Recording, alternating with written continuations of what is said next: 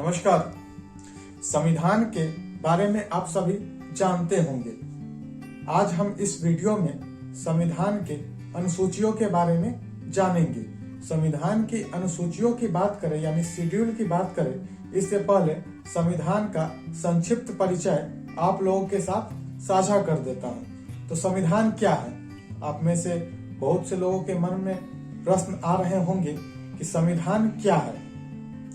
तो एक नियम एवं कानून का संग्रह जिसके द्वारा किसी देश की प्रशासनिक व्यवस्था चलाई जाती है।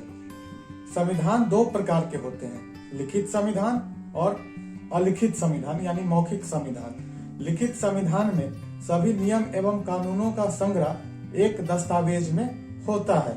सबसे प्राचीन लिखित संविधान अमेरिका का है, जबकि हमारा देश भारत का लिखित संविधान सबसे बड़ा संविधान है। यानी भारत का जो संविधान है सबसे बड़ा लिखित संविधान है। और मौखिक संविधान यानी अलिखित संविधान की बात करें तो उनमें ब्रिटेन का जो संविधान है वह अलिखित संविधान का उदाहरण है। अलिखित संविधान क्या होता है? तो इनमें नियमों एवं कानूनों का संग्रह एक दस्तावेज में न होकर अलग अलग दस्तावेजों में होता है। तो आइए अब जानते हैं भारतीय संविधान के अनुसूचियों के बारे में। जिस समय भारत का संविधान स्वीकार किया गया, भारत का संविधान कब स्वीकार किया गया? तो 26 जनवरी 1950 को भारत का संविधान लागू किया गया। उस समय संविधान में कुल 8 अनुसूचियां थी, लेकिन वर्तमान में संविधान संशोधन के द्वारा संविधान की अनुसूचियों को बढ़ाकर 12 कर दिया गया है। यानी आपसे अगर अब प्रश्न पूछा जाएगा एग्जाम में कि संविधान में कुल कितने अनुसूचियां हैं, तो 12। लेकिन जब संविधान को स्वीकार किया गया उस समय 8 अनुसूचियां थी। अब जानते हैं पहली अनुसूची के बारे में। यानी संविधान का जो पहला अनुसूची है वह किस विषय में है? तो संविधान का जो पहला अनुसूची है वह संघ एवं राज्य क्षेत्र के बारे में बताता है। यानी इसमें राज्यों की कुल संख्या और केंद्र शासित प्रदेशों की कुल संख्या के बारे में लिखा गया है। तो वर्तमान में भारत में कुल 28 राज्य, जबकि केंद्र शासित प्रदेशों की संख्या 8 है। तो इसका उल्लेख कहाँ किया गया है? तो संविधान के प्रथम अनुसूची यानी कि पहली अनुसूची में। अब बात कर लेते हैं संविधान की दूसरी अनुसूची। दूसरी अनुसूची जो है संवैधानिक पदों के वेतन संबंधी निर्धारण को लेकर बनाया गया है। यानी कि द्वितीय अनुसूची में विषय क्या है? तो संवैधानिक पद जैसे राष्ट्रपति, प्रधानमंत्री, राज्यपाल, उच्चतम न्यायालय के न्यायाधीश इत्यादि के वेतन एवं पेंशनों से संबंधित विषय को द्वितीय अनुसूची यानी कि सेकेंड शेड्यूल में रखा गया है। अब तृतीय अनुसूची यानी तीसरी अनुसूची की बात करें तो उसमें संवैधानिक पदों के शपथ ग्रहण के प्रारूप को दर्शाया गया है। तो आपने कभी न कभी राष्ट्रपति, प्रधानमंत्री या राज्यपाल का शपथ ग्रहण समारोह टीवी पर देखा होगा। तो उसमें जो फॉर्मेट रहते हैं देखा होगा, जब राष्ट्रपति ने प्रधानमंत्री को शपथ दिलाया तो राष्ट्रपति बोलते हैं मैं, तब इधर से प्रधानमंत्री अपना शपथ ग्रहण करते हैं यानी शपथ पढ़ते हैं। तो वह जो फॉर्मेट रहता है उसकी चर्चा संविधान के तीसरी अनुसूची में की गई है। अनुसूची 4 की बात करें तो अनुसूची 4 जो है राज्यसभा में सदस्यों के सीटों का निर्धारण। जैसे बिहार में राज्यसभा की कुल कितनी सीटें होंगी, उत्तर प्रदेश में कितनी सीटें होंगी, दिल्ली में कितनी सीटें होंगी। यानी राज्य एवं केंद्र शासित प्रदेशों में राज्यसभा के सीटों का उल्लेख जो है अनुसूची 4 में किया गया है। बिहार में राज्यसभा की कुल सीटें 16 है। अनुसूची 5 जो है शेड्यूल कास्ट यानी अनुसूचित जाति एवं शेड्यूल ट्राइब्स यानी अनुसूचित जनजाति के प्रशासन से संबंधित है। यानी अनुसूची 5 का जो विषय है अनुसूचित जाति एवं अनुसूचित जनजाति के प्रशासन से संबंधित है।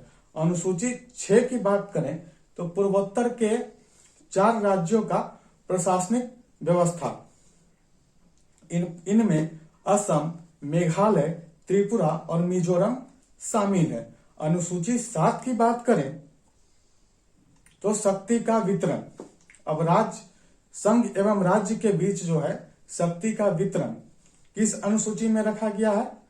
तो 7वीं अनुसूची में। इसी में 4 प्रकार के सूची का उल्लेख किया गया है। पहला सूची संघ सूची, दूसरा राज्य सूची, तीसरा समवर्ती सूची और चौथा अवशिष्ट सूची। तो संघ सूची जो है इसमें कुल 100 विषयों को रखा गया है और इनमें शामिल विषयों पर कानून बनाने का अधिकार सिर्फ केंद्र सरकार को है, जबकि राज्य सूची में पहले 66 विषय को रखा गया है, लेकिन वर्तमान में इसमें कुल 61 विषय शामिल है। इस सूची में शामिल सभी विषयों पर कानून बनाने का अधिकार जो है राज्य सरकार को है। समवर्ती सूची, जिसमें पहले 47 यानी 47 विषय को रखा गया था, लेकिन वर्तमान में राज्य सूची में से 5 विषयों को निकालकर इसमें शामिल कर दिया गया है। तो वर्तमान में कुल जो है 52 विषय समवर्ती सूची में शामिल है और समवर्ती सूची में शामिल सभी विषयों पर कानून बनाने का अधिकार केंद्र एवं राज्य सरकार दोनों को है। अब बात कर लेते हैं अवशिष्ट सूची की। तो ऐसा विषय जो न कि राज्य सूची, न संघ सूची और न ही समवर्ती सूची में है, उसे हम लोग भारतीय संविधान में, माफ कीजिएगा, उसे भारतीय संविधान में अवशिष्ट सूची में रखा गया है, जिस पर कानून बनाने का अधिकार सिर्फ केंद्र सरकार को है। अब बात कर लेते हैं संघ सूची में शामिल विषयों की। तो सेना, बैंकिंग, रेलवे, हवाई यातायात इत्यादि इसमें शामिल है। राज्य सूची की बात करें तो इसमें पुलिस, स्वास्थ्य इत्यादि शामिल है। संघ सूची की बात करें तो इसमें शिक्षा, परिवार कल्याण इत्यादि शामिल है। और अवशिष्ट सूची की बात करें तो परमाणु,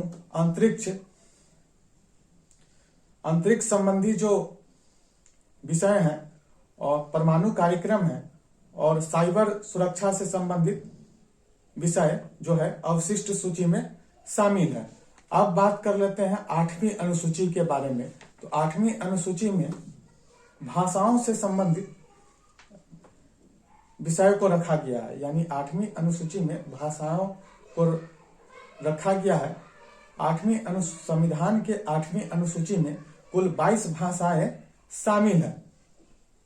इन 22 भाषाओं के बारे में मैं आपको आगे बता दूंगा, लेकिन यहाँ पर मैं आपको बता दूं कि इनमें कौन कौन सी भाषाएं शामिल नहीं है।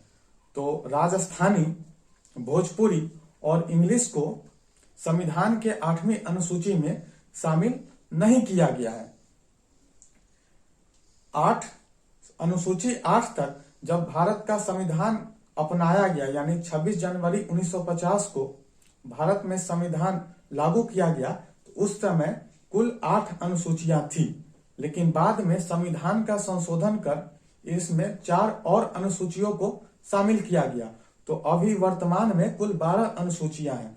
तो संविधान संशोधन की प्रक्रिया का उल्लेख संविधान के अनुच्छेद 368 में किया गया है, जो कि मैं आपको अलग वीडियो में बताऊंगा। तो अब जानते हैं अनुसूची 9 के बारे में। तो अनुसूची 9 में भूमि सुधार एवं जमींदारी उन्मूलन से संबंधित विषय को रखा गया है। संविधान का प्रथम संशोधन कर, यानी 1951 में संविधान का प्रथम संशोधन कर इस अनुसूची को शामिल किया गया, यानी अनुसूची 9 को शामिल किया गया, जिसमें भूमि सुधार एवं जमींदारी उन्मूलन शामिल है। अनुसूची 10, यह काफी ज्यादा लोकप्रिय है। इसे 1985 में संविधान का 52वां संशोधन कर इसे शामिल किया गया। इसमें दल बदल कानून, यानी इस अनुसूची में दल बदल कानून शामिल है, एंटी डिटेक्शन लॉ। अब दल बदल कानून क्या है? तो 70 के दशक में जो संसद या राज्य के विधानमंडल के सदस्य होते थे, वह लालच में आकर अपनी पार्टी को छोड़कर दूसरे पार्टी में शामिल हो जाते थे। तो इसे रोकने के लिए 1985 में संविधान का 52वां संशोधन कर दल बदल कानून को लाया गया। इसे अनुसूची 10 के अंतर्गत रखा गया है। और 1985 में भारत के प्रधानमंत्री कौन थे? तो राजीव गांधी। अब बात कर लेते हैं अनुसूची 11 की, तो जिसमें ग्राम पंचायत से संबंधित विषय को रखा गया है 73वें संविधान संशोधन। 73वें संविधान संशोधन जो कि 1992 में किया गया, उसमें ग्रामीण विकास से संबंधित कुल 29 विषयों को, यानी ग्रामीण विकास से संबंधित कुल 29 विषयों को इस अनुसूची में शामिल कर दिया गया। इसे हम लोग संक्षिप्त में ग्राम पंचायत के नाम से जानते हैं, यानी कि अनुसूची 11 को हम लोग ग्राम पंचायत के से संबंधित कानून के रूप में जानते हैं। इसमें कुल 29 विषय शामिल है। इसे कब शामिल किया गया? तो संविधान के 73वां संशोधन कर, तो संविधान का 73वां संशोधन कब किया गया? तो 1992 ईस्वी में। अब सबसे अंतिम अनुसूची यानी कि अनुसूची 12 की बात करें तो इसे भी 1992 में ही 74वां संशोधन कर इसे शामिल किया गया अनुसूची 12 को, जो कि नगर पालिका से संबंधित है। और इसका मुख्य उद्देश्य जो है नगरीय शासन प्रणाली का पुनरुद्धार करना एवं नगर पालिका यानी नगरों के स्थिति में विकास लाना। तो इसमें कुल 18 विषयों को शामिल किया गया है। तो 1992 में भारत के प्रधानमंत्री कौन थे? तो पीवी नरसिम्हा राव।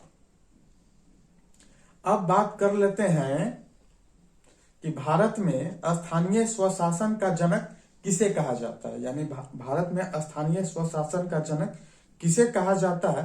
तो लॉर्ड रिपन।